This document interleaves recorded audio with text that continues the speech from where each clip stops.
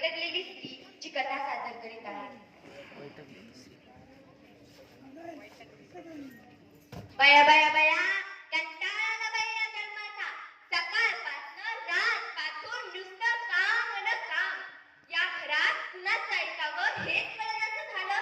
आता हेच बघा ना, सकाळ मामाजी उठलं त्यांना तोंड धुवायला इथं चुलीवर चहा ठेवती ना ठेवती ती ओरडली आमच्या सासूबाई.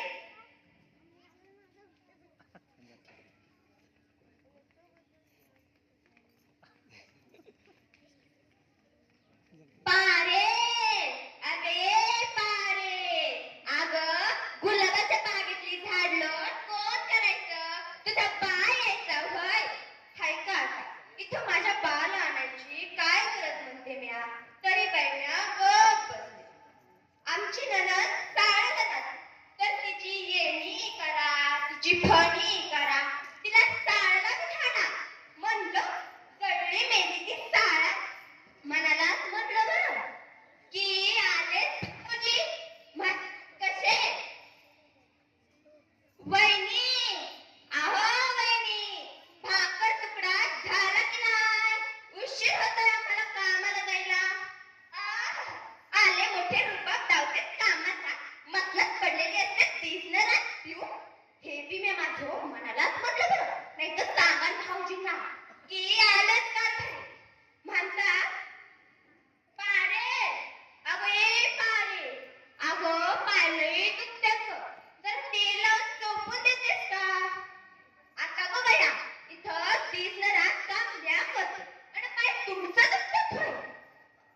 अगं पारे तसं नव्हतं, पण शेत लई लांब आहे ना, येऊन जाऊनच पाय लई दुखतात. तसं बी तुझ्या बाला सांग की मग एक फटफटी घेऊन द्या.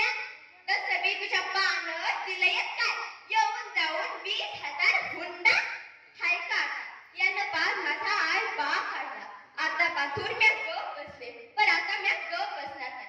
येऊ दे काढते मी यांची फटफट. अहो अहो माझी एक लहानपणाची मैत्रीण होती, ती मला भेटली. ती म्हणाली अगं सकाळपासून रातपासून किती बी काम करा, माझी सासू म्हणते दिवसभर घरात बसलेली असते आणि काम कोण तुझा बा करायचं होय. दर येळेला माझ्या निर्दोष बाला आणते. अगं माझ्या बानं लहानपणापासून मला कशाची कमी पडू दिली नाही. आणि या घरात थोडंसं बी कमी पडलं की माझ्या बाला आणतात. अहो मी एकदा शहरात गेले होते. माझी काकू शहरात आहे. तेव्हा तिच्या घराशेजारी एक घर होतं. त्या घरात एक चिकनी बाई राहायची. ती रोज नाही नक्की साडी घालायची, नटापटा करायची, लाली पालिश करायची आणि जायची की बागलात परसाटून लुटू जायची. आणि तिचं एक तांदूळ बाळ बी होतं. ती त्या बाळाला पाळण्यातच सोडून जायची. मला भारीच राग यायचा. मी तिला एकदा चांगलंच विचारलं, काय गे मोकळे जाते या बाळाला पाळण्यात सोडून आणि येते ती सांगत होय. अहो पण खरं काय ते वेगळंच होतं. जे काय मला कळलं ते ऐकून तर डोळ्यात टचकन पाणी झालं. तिलाही होती त्या लेकराची जाण. विसरली नव्हती ती आठवण. घराच्या चार भिंतीपैकी एक भिंत बी हाय आणि तीच भिंत जपण्यासाठी राबते त्या लेकराची माय. ती म्हणाली अगं जेव्हा अमृताचा पादर फुटतो तेव्हा असं वाटतं चटकन घराकडे जावं, त्या तांदुल्याला आपल्या हृदयाशी कवटाळावं, त्याला पण पहावं.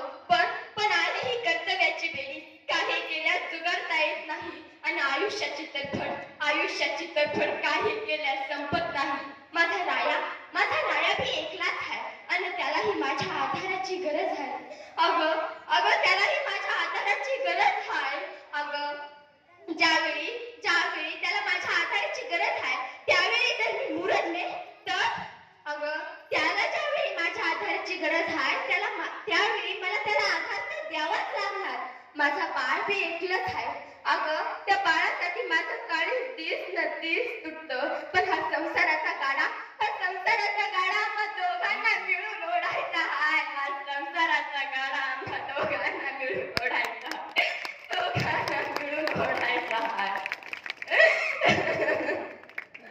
अगं बघ मैत्रिणी, तू अशा खिंड लावून का रडतेस?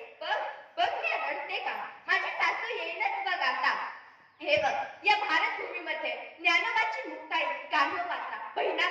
जिजाबाई, सावित्रीबाई अशा अनेक वीर माता घडून गेल्या, अनेक स्त्रिया घडल्या.